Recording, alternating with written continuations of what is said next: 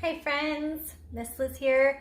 I am going to show you a couple of really cool cake decorating things today. The first thing we're going to do is how to do an ombre cake. Ombre means that we get a gradual color progression, kind of like a sunset tinting kind of idea. So what we're going to do, I have a cake here that's already crumb coated and ready to go. And I'm going to be doing an ombre with some yellow. So that's the first thing we're gonna do.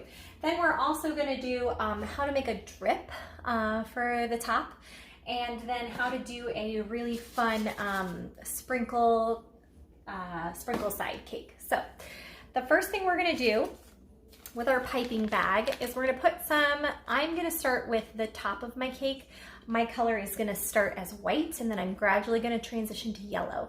So depending on what color transition you are wanting to do, if you're starting with a light shade of something, you would go ahead and start your color. If you're starting with white, then just obviously leave it plain to begin with, okay? So I'm gonna grab some scissors here because I need to trim the tip of my bag. I am not using a piping tip because I'm planning on doing a smooth-sided cake with just a really simple swirl pattern. So I'm not even putting a tip on my bag. I'm just cutting off the end, okay?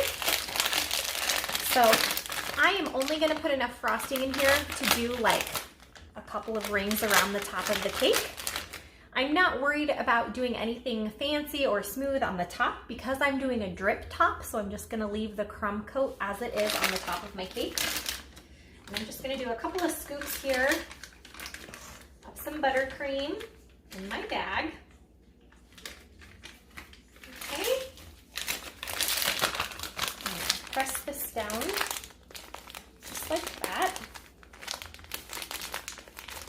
Okay, I'm gonna give it a little twist. Always, if you're not using rubber band, twisting is good. And always remember that we're pushing the frosting down in the palm of our hand. Don't squeeze your piping bag in the center because that's gonna push your frosting up. Always apply the pressure from the top so that you're pushing the frosting down and out of your bag. So the easiest way to do an ombre cake is to start at the top, and as you shade your frosting, you move down. That, in my opinion, is the easiest way to do it, especially if you're doing something like rosettes or ruffles, because you can gradually add color instead of having to make all of your shades at once.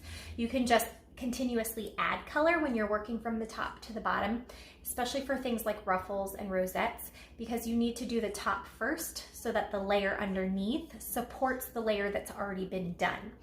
So what I'm gonna do is I'm gonna take my piping bag, nice and straight out from the cake, and I'm just gonna do a ring around. This is where a turntable comes in, super handy. And it doesn't have to be perfect because I am gonna smooth it, but I'm gonna do 2 rings of white here. So right below the other one. Round and around and around and around and around. All right, so that's the white. So then I don't need what's still in this bag. I put a little too much in. So I'm just gonna squeeze it out into my bowl, okay? All right, now I'm gonna gradually add some color. If you're using gel, this is very, very concentrated, so you only need a teeny tiny bit. So since we want a really gradual color progression, I'm only adding like a teeny tiny bit. So I'm just gonna kind of swirl that in, okay? Scrape it off my spoon and stir it up. Just a very light tinting to the frosting so that this becomes a very gradual progress here. All the way down to the bottom so I can compare. It's just very, very lightly a different color, which is what I mean, a very gradual progression. All right, so then I'm gonna take that same bag, and I'm only gonna do 1 ring in this color, so I literally only need like probably 1 scoop. I'm gonna do 2 just so I don't have to fill the bag again. I'd rather have to squeeze it out than add more in the middle. Okay. Squish my frosting down a little. Like that. Twist it off. we go, right below where we already were.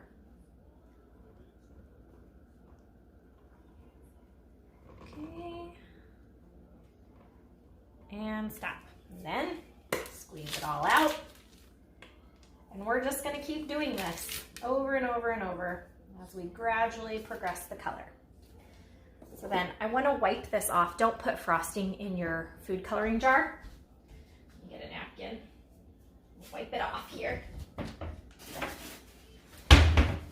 Okay. I'm just gonna get a little bit of color again, just a tiny little bit.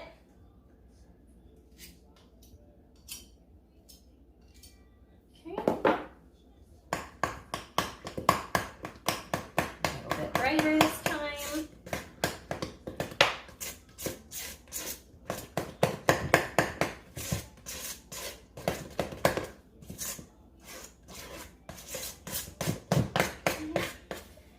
See, now it's getting a little bit brighter of a yellow.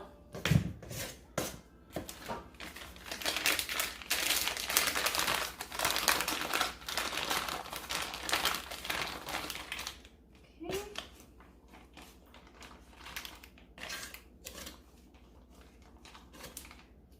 Squish this down in there. Now you can put your, if you're filling a lot in a piping bag, I like to fold the edges down over a glass, so you don't have to hold the bag, but when you're just doing like 1 or 2 spoonfuls, it's okay to just hold it. Right, top, and right below where we were again. Around and around and around. Now you can do an ombre fade to like a different color, like I've done them before where it starts as yellow and then I transition to orange and then red, so it has like a true sunset. Or you can do like yellow to green to blue. If you want it to have like a rainbow progression, you can do that too. You can kind of do whatever you want. Just be aware if you're fading to a different color, obviously you have to separate out your colors to make sure you have enough of each kind, okay? All right, wipe this off so I'm not putting frosting into my food coloring. A little bit again. Swirl that in.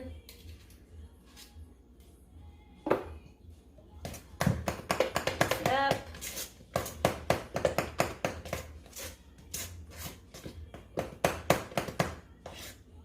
Okay.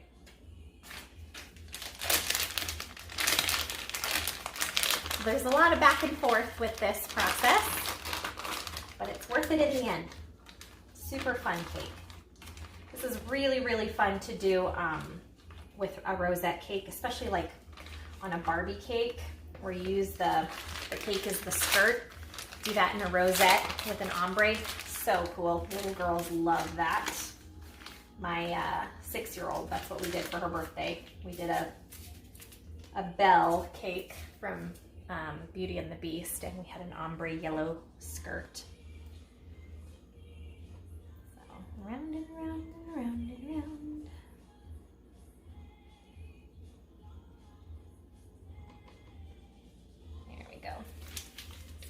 The extra.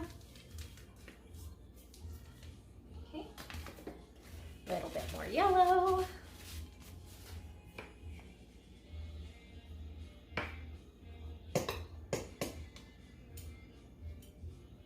Okay. Now, depending on what color you're using, some colors get really deep really quickly. So just be very cautious as you're adding color. Be aware.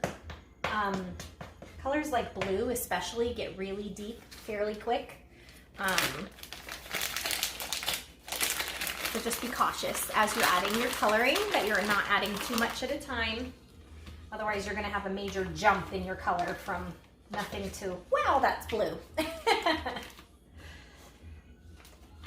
right. Oh yeah, now we're getting nice and bright.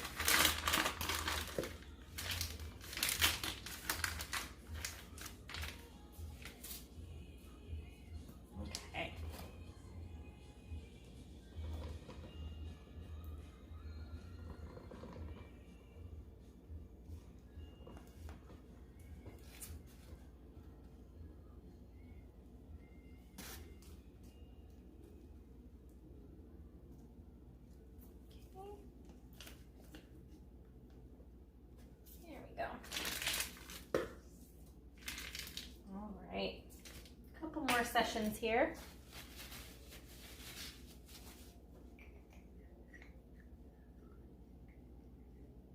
Okay, I'm gonna add a little bit more this time to get a little bit deeper color.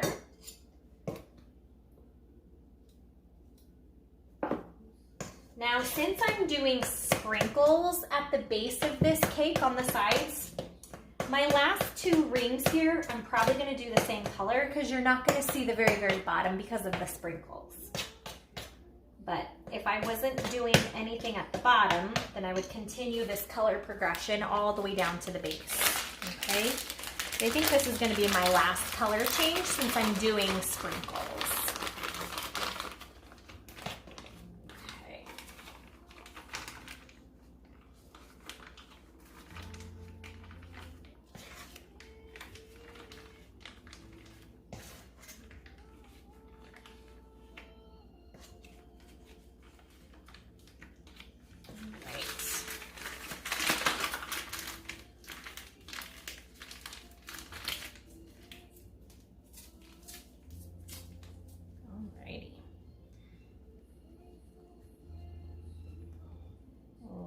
Sunflower yellow here.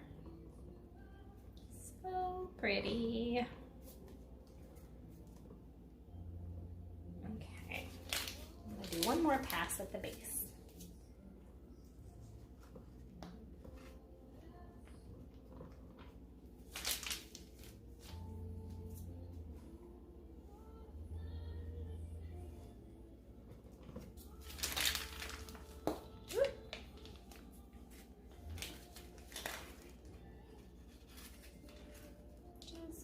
The last little bit of that out. There we go. Perfect. Got one little spot here that I missed. Just gonna touch it up with my spoon. Okay, so I'll go ahead and show you our transition here. Obviously, this is really not smooth. I'm just showing the application of the ombre. Very gradual progression. All right, so then what we're gonna do,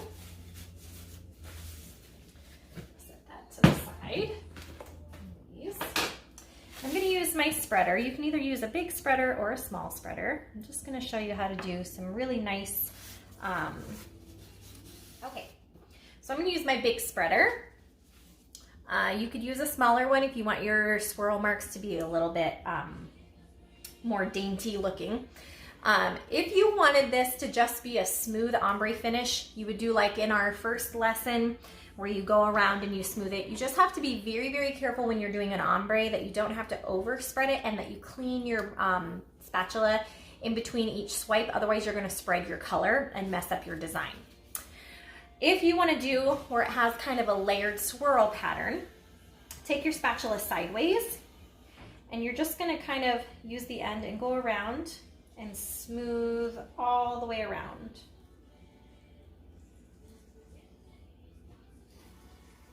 All the way around. And I'm going to go twice to make sure I don't have any major like divots or holes. Nice and smooth.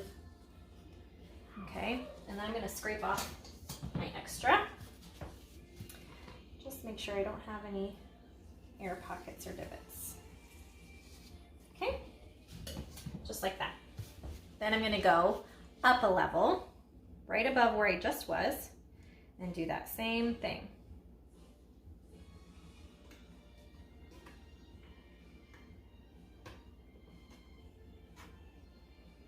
Okay, clean my blade, go around again.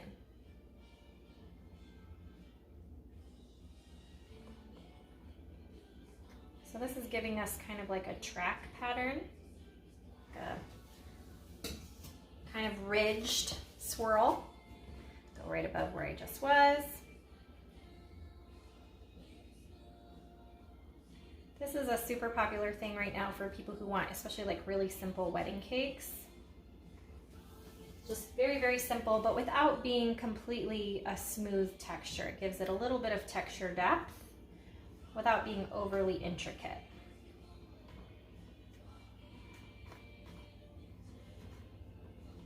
Okay. Get those, I've got a few little divots here where I had an air pocket. I'm just gonna smooth out in between. and then go right up above where I was. I'm gonna clean this off because I'm getting to where it's more white now, and I really don't want to bleed that color and ruin my ombre. So around and around and around.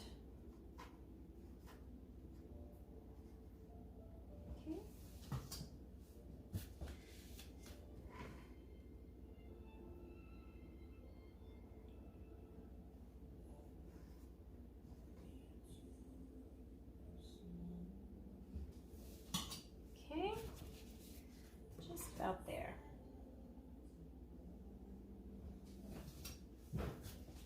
Anytime you take that blade off, make sure we clean it off before we move on.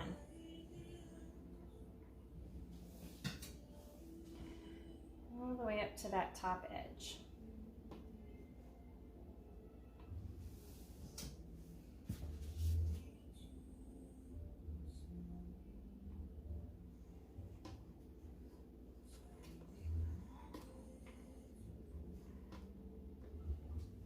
Great. So now I'm just going to look over and see if there's any places where I have a little bit of like a divot, just so that it looks like all of the marks that are there are intentional. Okay, so I'll show you up close. We have kind of a swirling, just a very simple, not perfect, but that's okay. We're still gonna do some sprinkles at the base, and then we're gonna do a drip on the top, okay? So now places like this though, where I have a little bit of an air pocket, I can go back over that. Sometimes you don't see things until you look at it from a different angle. When I hold it up, I can see it, whereas looking at it straight on, because of the way that the frosting made kind of a lip there, I didn't see it until I held it up to the camera. There we go. Okay.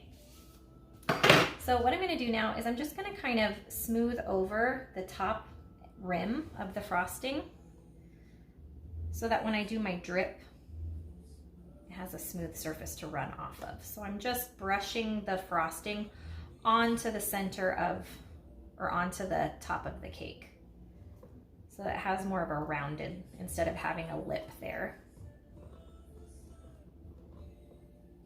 Okay, I'll go around, just make sure I've got, so it's kind of rounded a little bit on the very, very trim there. All right, okay. I'm gonna clean some of this up, and then we'll do the sprinkles and then the drip pattern.